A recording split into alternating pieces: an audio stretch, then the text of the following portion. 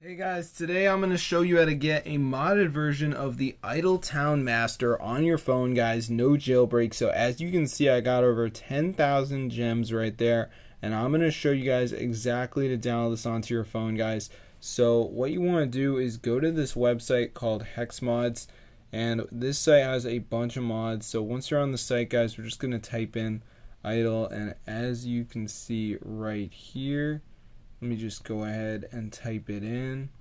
Alright. As you can see, it says Idletown Master. Okay, so we're just going to go ahead and press on it. Press the download button and it should start to download the modded version. So be sure to try this out for yourself. It's super insane, guys, and it fully works.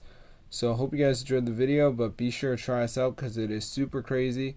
And if we go to the search bar and type in Idle Town Master, you can see it is super expensive, which is why I do not encourage you guys to spend any money in this game. So as you can see, if we go to in-app purchases, nah bro.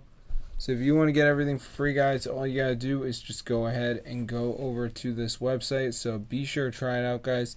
It's super cool and you can become the legend in this game, guys. As you can see, look at that. So be sure to try this out for yourself. It's super insane, guys.